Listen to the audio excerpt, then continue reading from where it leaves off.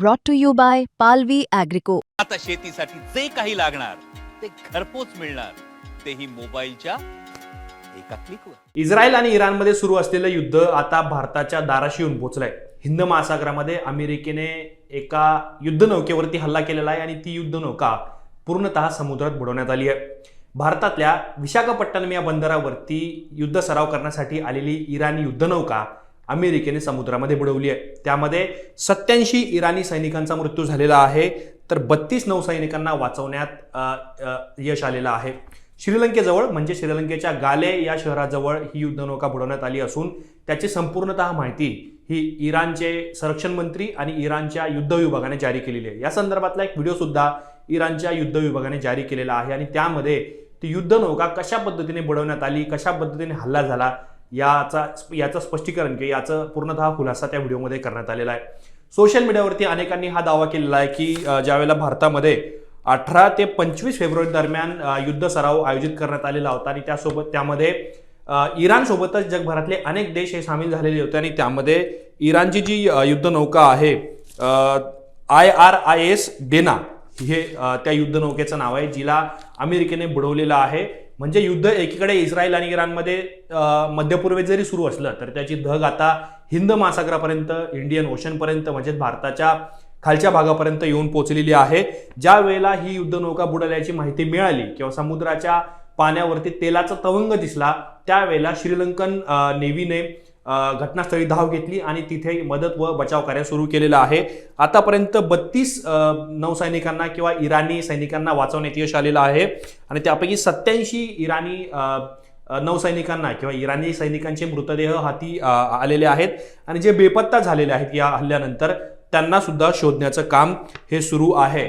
Social मीडियावरती असाही दावा करण्यात येतो आहे ज्यावेळेला विशाखापट्टणममध्ये युद्ध सराव सुरू होता आणि जी युद्धनौका अमेरिकेने काल बुडवली IRIS डेना, या युद्धनौकेचा सराव सुद्धा भारताच्या राष्ट्रपती द्रौपदी मुर्मू यांनी पाहिलेला होता. त्याबद्दलचे व्हिडिओ सुद्धा आता समोर येत आहेत. त्यामुळं भारताने या सगळ्या हल्ल्याबद्दल अजूनही कुठलीही प्रतिक्रिया दिलेली नाहीये, परंतु अमेरिकेने केलेला हल्ला, बुडालेली ती इराणची युद्धनौका, हल्ल्यामध्ये जे काय नुकसान इराणचं झालं याबद्दलची सविस्तर माहिती दिली आहे.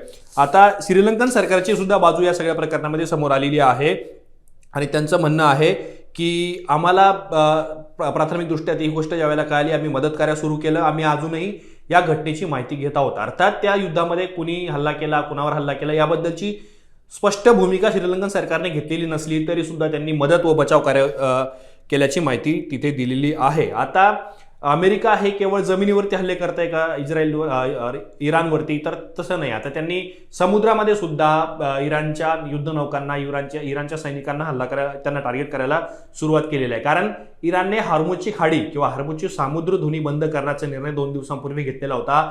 त्यामुळं जगाचा जो एकूण 20% तेल वाहतूक जी होते ती हॉर्मुझच्या सामुद्रधुनीच्या मार्गातून होत असते, ती बंद झाल्यानंतर भारतासोबतच अनेक देशांवरती एक प्रकारे पेट्रोलचा किंवा इंधनाचा पुरवठा कमी झाल्याचं पाहायला मिळालेलं होतं.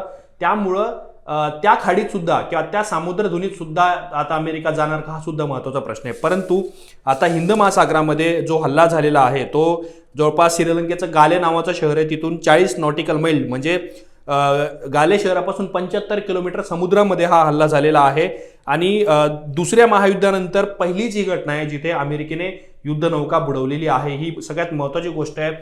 दुसऱ्या महायुद्धामध्ये सुद्धा अशा प्रकारच्या काही घटना घडलेल्या होत्या आणि आता ज्या वेळेला जवळपास इराण, इस्रायल आणि अमेरिका या 3 देशांसोबत अन्य काही 10 ते 12 देश सुद्धा या युद्धामध्ये ओढले गेलेले असताना इराणची युद्धनौका बुडवण्यात आल्यामुळं याची चांगली चर्चा ही रंगलेली आहे. त्यामुळं आता हे युद्ध कुठपर्यंत जाणार, इराण या बुडालेल्या युद्धनौकेच्या हल्ल्याला काय उत्तर देणार हे सुद्धा पाहणं महत्त्वाचं असणार आहे. परंतु सगळ्यात महत्त्वाचं म्हणजे अमेरिकेने हा हल्ला भारताच्या हिंद महासागरामध्ये केलेला आहे, श्रीलंकेच्या जवळ केलेला आहे.